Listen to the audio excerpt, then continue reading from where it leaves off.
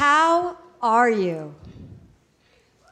No, really. How are you?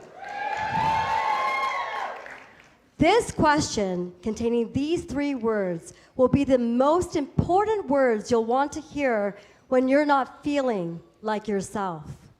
There'll be some they'll ask out of courtesy, but they don't really want to hear the answer, and others that will ask again and again until they hear the truth in your voice about how you really feel. I was ill for a number of months, but I didn't want to face reality. I was tired all the time, losing weight rapidly, using the restroom 20 times a day, throwing up until my stomach hurt, and I started to fall asleep on my drives to and from work. One day, I was at a stop sign. I had fallen asleep at the wheel, and I had hit a truck. Then came the diagnosis. I had Crohn's disease. Crohn's disease is a chronic condition that I'll have for the rest of my life. It can attack any major organ: my stomach, my kidneys, my heart. At the time of my diagnosis, I was on 14 pills a day, had to give 6 vials of blood a week, and my hair started to fall out.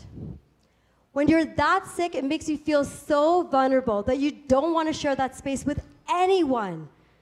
Who would you allow in? This is why community is so important. While I was seeking a place to belong, a group of people formed around me to create a space. They were my welcome committee, my ambassadors, my maintenance crew. This is my story about my journey with Crohn's disease and the family and friends that played various roles in my community to help me get better. They were there when I awoke from the colonoscopy, my welcome committee, ready to teach me the rules of my new community I found myself in. This group consisted of my parents, my sister, and my brother-in-law. They took me to my doctor appointments, gave me all my medicines, and devised a protocol should I fall ill. In essence, they helped to orientate me to living with the disease. After we all became familiar with Crohn's and its effects, they became my greatest ambassadors. I had a lot of ambassadors along the way. An ambassador in a community are those people who you seek when you have questions or concerns. My first concern was not being able to use the bathroom at other people's homes, because I'd be there for a very long time. My best friend and his wife said to me, "It's just us. You need to feel comfortable in our home. We're not going to judge you." My second concern was my tendency to toss my cookies, hurl on occasion. When I threw up at a friend's barbecue, she said this to me: "Lalita, you're not well. We just want you to get better. What do you need from us?" My third concern, which you clearly cannot tell right now, is this: my luxurious mane. Back then, due to my medications, it started to fall out. My girlfriends took one look at it and said, "That is temporary. It is going to grow back."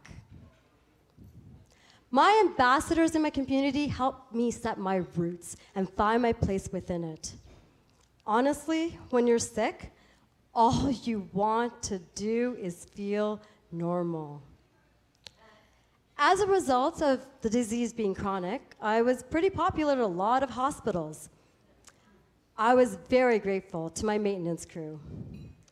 These are the people that check in with you and see how you're doing.